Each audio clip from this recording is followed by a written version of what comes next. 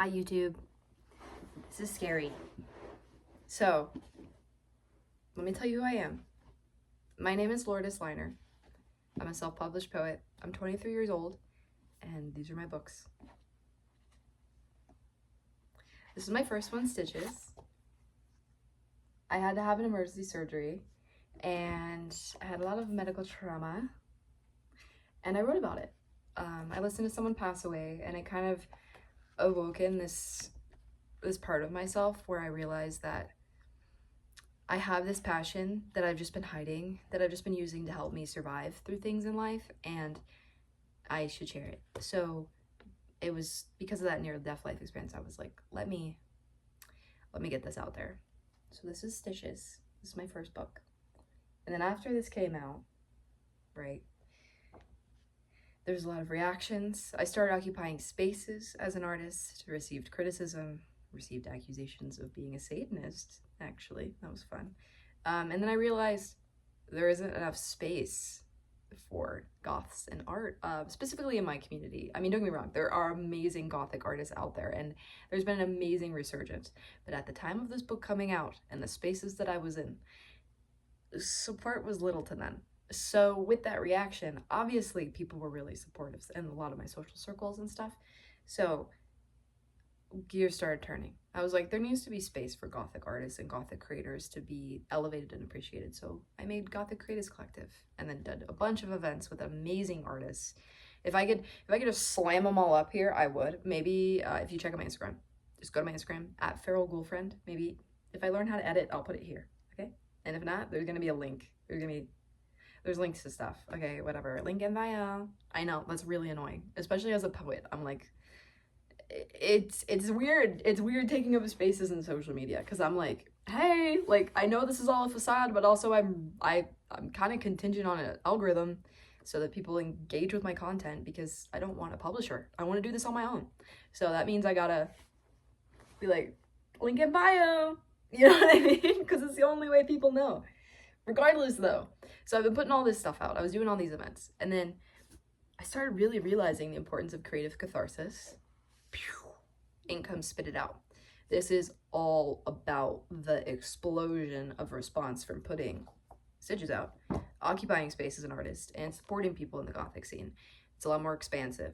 And also, guess what? Well, you can tell I had a budget to help somebody help me with a cover. His name is Tyler Flanagan. He's out of Phoenix. Check out the back. Hard. Objectively hard. Guess what? Don't judge a book by the cover. Oh yeah, there's some life in there, right? I'm not gonna share the content at this time, but if you guys are ever curious, ask. You know, if you want like a free PDF, if you want to read it, let me know. This is my first time ever being really visible on YouTube, so I don't really know how stuff works. So if you have questions, ask me. Thank you. Anyway.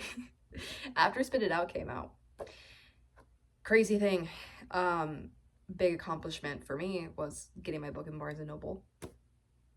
I know, I literally sat there in the cafe afterwards and I just had a whole, especially given the near-death life experience and then the positive response from the second one, I was like, whoa, we're real. We're getting real this time. Signing contracts. Like, it was a big deal. This was a big deal. It shifted a lot. I feel like from here to here, this is when career pathways started opening for me, and when I really had to start making bigger decisions as a creator, not just for the sake of preserving your passions, preserving the image, because to be honest with you, I hate to be that person, people love aesthetics. A lot of people love this book because of the aesthetic of that cover, man. I'm gonna be honest with you. But I really had to start making a lot more conscious decisions about the spaces I was occupying, about the events I was doing. And then things changed. I did a photo shoot. I was doing a lot of events, right? I'm getting the gears turning here. At one point during a shoot, I was covered in corpse paint, and I was in big, massive gauntlets up on a mountain, and I had a bullet belt on, and I had there was an antique scythe. You know, I'm in it. You know, black metal for life. Black metal fans out there, hello, appreciate you. Much love. So I was in it. I was doing that shoot like hardcore. The thing was, right before it, while I had all the gear on and the corpse paint and everything, I was standing on the mountain because I'd struggled so much with so many other things, obviously behind the curtain stuff, literally. You know there's two sides to every artist, the part that's seen and the part that isn't. So behind the curtain stuff was happening at the time while I was trying to do front curtain stuff, and because the behind the curtain stuff was so intense, I ended up fainting before the shoot. I collapsed, just out, like vision gone, auditory gone. I went from standing to on the forest floor in full black metal gear. I'm telling you, the gauntlets, the bullet belt, all of it down hard. Kind of came to, my vision was gone, and I felt the sensation of the forest floor and all of this, the starting of all the pain from responses of the bullet belt digging into my hips to the gauntlets to the, it just, when I mean it, I mean it. So I was in that, and then, well, I found my way out, and guess what? Even after I fainted and collapsed, we did the shoot, and the shoot was fire. My buddy AJ did it. Thank you, AJ, one of the members of Gothic Creatives Collective. So all this happens, I'm back in the hospital again. Yeah, another book. I mean, you'd figure after things like that. I was diagnosed with a heart disease. I had a monitor on. It was a whole thing, and I kept doing events.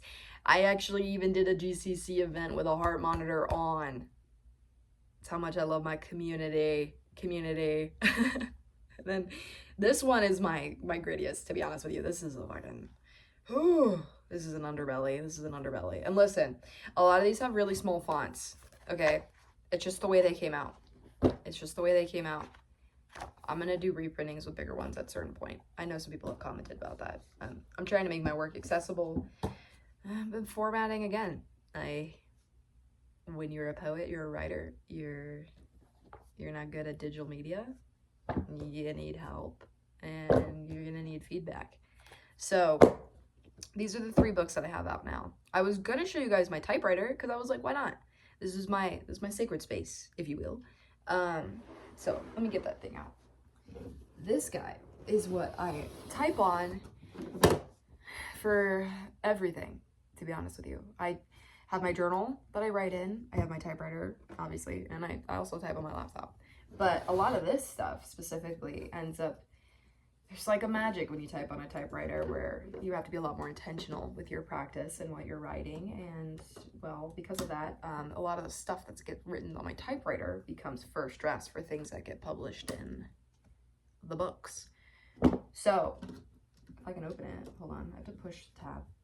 This thing is old and rickety, and I love it, but also she's a gentle lass, okay? Like, she has to be handled.